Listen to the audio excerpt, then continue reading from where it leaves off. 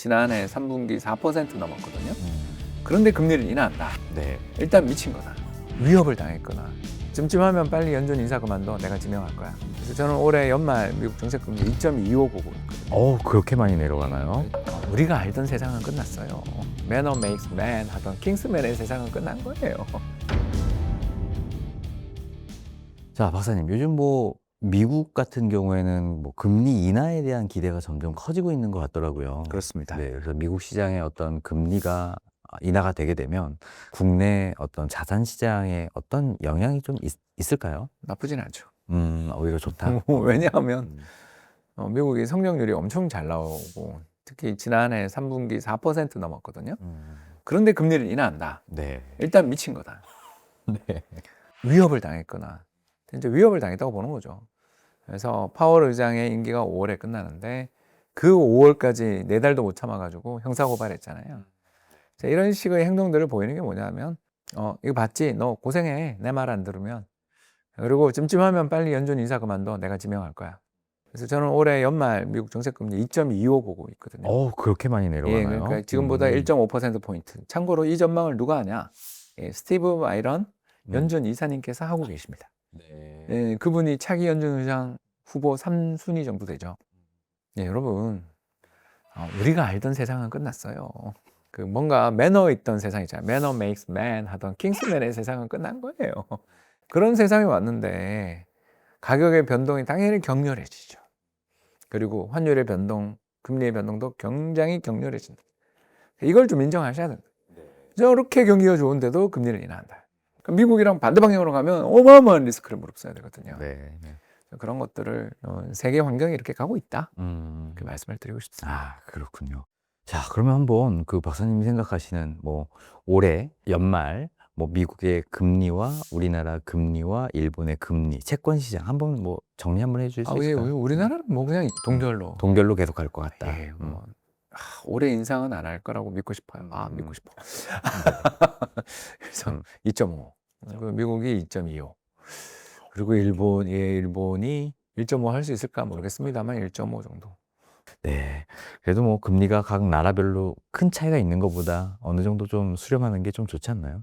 높은 쪽에 수렴해야 좋은데 낮은 쪽에 수렴하니까 이제 유동성이 풀리고 인플레이션, 그러니까 자산 인플레이션의 리스크가 있다. 그렇게 보는 거죠. 그 얘기는 뭐 올해 그 주식 시장은 좀 좋을 것 같다. 해외 주식 시장. 적어도 미국 장은 좋아 보인다. 아니, 거기 스페이스X가 상장을 기다리고 있잖아요. 네. 스페이스X의 그 예상 PER이 얼마인지 아세요? 뭐 100, 뭐 이렇게 되나요? 예, 1조 달러로 상장한다고 생각될 때 500배. 500배요? 참고로 2022년 LG 에너지 솔루션이 얼마인지 아세요? 200배. 200배요? 예, 역사적인 사건이 지금 시작되고 있습니다. 네. 왜 그런 게 가능한가? 금리 인하. 유동성 폭증. 네.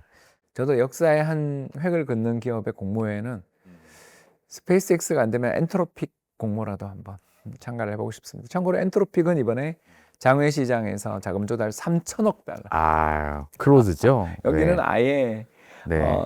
그 수익도 못 나는데 3천억 달러. 이런 뭐 세상의 변화의 흐름을 보면 정말 빠르게 변하고 있잖아요. 그 AI. 이건 뭐 거품이 아닐 수 있나요? 거품이죠. 거품인가요? 말이 돼요, 이게? 아니, 그 회사 중에 몇 개 살아남을 것 같으세요? 앨런 머스크가 가지고 있는 인공지능 회사 이름이 xAI입니다. 자, 이번에 200억 달러 정도 차입을 하는데 금리 얼마 주고 차입한지 아세요? 얼마죠? 10.5%. 10.5%요? 엄청 고금리군요. 제가 이제 이런 이야기를 하는 이유가 뭐냐면 제가 봐서 이 정도 높은 금리로 채권 발행해서 흑자를 낸다. 네, 말이 안 되는 거죠. 그러면 이거 왜 하냐? 쟤보다 제가 오래 버티면 돼요. 그러면서 가격을 인상할 수 있잖아요. 그렇지 않습니까? 우리 그리고 스마트폰 시대가 시작되면서부터 통신사에게 3만 원짜리, 4만 원짜리 요금제를 매월 내는 거에 대해서 부담이 없어졌죠. 당연한 거라고 생각하죠. 그 애플이 시장을 독점하고 전체 시장의 수익을 90%를 독점하기 때문에 벌어진 일이잖아요. 마찬가지죠. 이 AI 세상에 저는 없으면 못 살거든요, 이제. 저 같은 사람들이 점점 늘어나는데 압도적인 독점적인 어떤 애가 나와서 계속 싸게 공급해 주다가 갑자기 고객님 지금까지는 그렇게 쓰셨는데 이제 안 돼요. 그러면 나 그래 그러면 안 해. 안 될 것 같거든요. 그날에 이익이 나겠죠. 근데 그게 1, 2년 안에는 5년 안에도 그러면 일단 미래는 모르지만 당장은 버블이라고 봐야죠. 이건 이제 폰지 금융이라고 하죠. 이익이 안 날 거란 걸 알면서도 남을 먼저 죽이기 위해서 돈을 빌리는. 그리고 또 이익이 안 날 걸 알면서도 남이 또 돈을 빌려줘요. 왜? 이 회사가 IPO에서 새 돈을 끌고 올 거라고 믿고. 이런 고리에 뭔가 한번 충격이 온다. 붕괴되겠죠.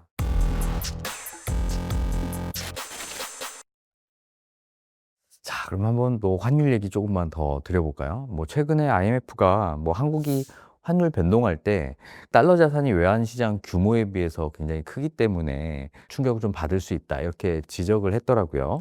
뭐 이 말을 좀 풀어보면 환율 변동에 우리가 뭐 달러 자산의 비중이 크기 때문에 위험하다 뭐 이런 경고로 좀 생각이 되는데 어떻게 좀 받아들여야 될까요? 역대 정부의 과오죠. 스노우볼하고 키코 사태가 난 다음에 외환시장에 대해서 규제를 엄청나게 강화해서 우리나라 외환시장의 전체 거래 규모 자체를 엄청나게 쭈그려 놔가지고 중개무역을 하는 홍콩 같은 나라를 제외하고 보면 세계에서 수출 5강대국이거든요, 한국이. 이렇게 어마어마한 외환거래가 있는데 외환시장은 규제 덮밥이 삼중덮밥 정도 돼가지고 전체 해외에 있는 우리나라 전체 대외 그 외화 자산이 금융 자산이 2.5조 달러 정도 되는데 하루에 뭐 100억 불, 200억 불씩 외환 시장이 거래되고 있으니까 그 충격을 받아낼 여력이 있어? 이렇게 묻는 거에 대해서 없죠. 개선시키겠다. MSCI 선진국 지수 편입하겠다고 역대 정부가 모두 선언했지만 지금은 워치리스트에서도 탈락돼 있거든요. 그 워치리스트에서도 탈락할 정도로 규제가 심하다고 평가받은 거예요. 그런데 그걸 일거에 다 바꾼다. 화이팅. 그럼 홍 박사님 생각엔 그러면 이런 규제 완화하는 게 좋아요? 아니면 그래도 우리나라만의 특성으로 안정을 위해서 유지하는 게 나아요? 완화 쪽을 보지만 규제로 갈 거라고 본다. 완화를 해야 되지만 이대로 규제를 갈 것 같다. 규제로 갈 것 같습니다. 왜냐? 너무 급박하게 세상이 바뀌고 있기 때문에 손이 안 나갈 것 같지 않다. 그러니까 장기적으로 보면 이 나라의 경제 체력, 금융시장의 체력, 안정성들, 내구성들을 튼튼하게 하기 위해서는 좀 약간의 스트레스가 필요해요. 그리고 우당탕 하지만 버텨내는 그런 내구성들을 만들기 위해서는 우리가 운동에 가서 짐에 가서 열심히 운동을 하는 이유가 근육을 찢어서 다시 봉합되고 새로운 근육이 나타나는 과정에서 근육이 강화되잖아요. 자, 좀 자유방임해서 터지고 난 다음에 내가 혼내주고 그 다음 제도를 좀 수선한다 하는 방향이 있고, 다른 한쪽 방향은 우리나라는 외환위기도 겪었고 레고랜드도 겪었고 그래서 우리는 그걸 용납할 수 없어. 모든 걸 다 맡겠어. 그 양대 노선이 있거든요. 여기 오른쪽 끝에 양대 노선의 끝에는 대만이 있고 저쪽 노선의 왼쪽 끝에는 미국이 있죠. 어느 쪽으로 가냐? 우리는 대만이 될 것 같습니다. 선생님 요즘 보면 개인 투자자의 자금이 이제 해외 레버리지 ETF에 몰리면서 환율이 올라간 거다 이런 주장도 좀 있더라고요. 진짜 이런 흐름이 환율에 영향을 주고 있는 게 맞는 건가요? 맞죠. 다만 이제 그게 우리만 그러는 게 아니라는 거죠. 일본이 더 해요. 네. 그죠. 네, 일본이 그 리사 계좌라고요. 신 ISA 계좌. 우리나라가 이제 2천만 원까지 ISA 계좌, 그 자산관리 종합 계좌 2천만 원 넣을 수 있는데 거기는 600만 엔인가? 이것도 우리는 5년 뒤에 만기가 오잖아요. 근데 만기도 없어요. 그래서 거기가 몰린 돈이 얼마냐면 60조 엔 정도 몰렸대요. 그러면 우리 돈 600조. 자, 그럼 그 600조 몰린 ISA 계좌에서 제일 인기 좋은 상품이 뭘까? 올컨이라는 거예요. 그래서 이게 뭐야 하고 물어봤어요. 거기에 물어봤더니 올 컨트리 MSCI 올 컨트리 인덱스라는 거예요. 그냥 전부 다 전 세계 주식시장, 그러니까 일본을 제외한 해외 증권에 투자하는 펀드라는 거예요. 그게 최고라는 거예요. 그러면 70%가 미국이거든요. 네. 그렇잖아요. 세계 시가 총액의 70%가 거의 미국인데 미국 올인 펀드예요. 이제 똑같은 거예요. 왜? 너무 오랫동안 우리가 당했잖아요. 기업이 아무리 많은 돈을 벌더라도 그 돈을 주주에게 돌려준 적이 없는 나라잖아요. 이거 금리가 내려가면 내려갈수록 외부 자금을 이용하는 데 따르는 부담이 줄어들기 때문에 꼭 우리 이제 내부 자본, 내부 유보를 안 써도 되는 상황이 오잖아요.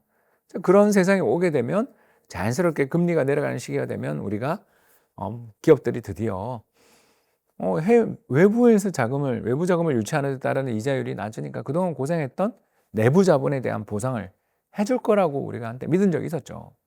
그랬었지만 우리나라는 세계 최저 배당의 나라, 그리고 세계 최저 배당 성향의 나라. 그러니 투자자들이 어떤 생각을 가지게 돼요? 기업이 잘 되는 거랑 내 주식이랑 무슨 상관이 있나? 자, 여러분. 내가 이제 경영자고 저 CEO잖아요. 제가 상장을 하게 되는 날이 어느 날이 올 수도 있죠. 근데 상장한 날이 딱 됐는데 막 주주가 와서 뭐라 그래요, 저한테. 왜 뭐 경영을 그따구로 하냐? 예. 딴짓하겠죠, 제가. 왜? 이 양반은 3일짜리 주주니까. 그래서 그걸 우리는 알고 있어요. 그리고 우리나라가 결정적으로 좋은 기회가 개인 투자자들이 한 500만 명 이상이 주식시장에 몰려들었던 시기가 2000년, 2001년인데 그래서 우리나라 주식 투자 인구가 거의 2천만이라고 그러잖아요. 그 절반 정도 가까이가 2000년, 2001년에 몰렸어요. 자, 그런데 그 사람들이 LG 에너지 솔루션 IPO 뭐부터 시작해서 카카오 삼형제 뭐 등등등 수많은 IPO를 다 받아주면서 따상따상하고 막 들어갔는데 그 뒤에 지금 어떻게 됐냐면 3년의 불황이었죠. 22, 23, 24.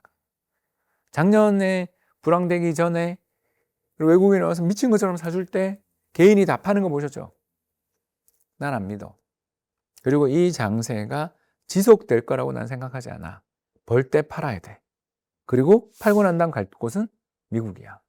우리보다 성장률이 높은, 우리보다 기대 수익률이 높은, 주주들에 대해서 배신 때리지 않는 미국으로 가는 게 맞아.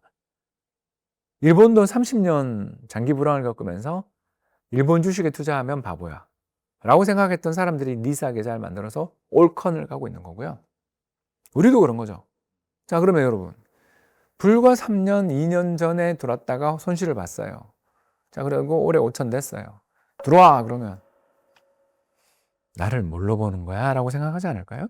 이런 역사들이 결국에는 미국 시장 자체에 대한 ETF로 자금이 좀 몰릴 수밖에 없는 이런 이유가 또 되는군요. 그런 것도 있겠고, 이제 AI 혁명이 2022년 11월 새로운 세상이 왔잖아요.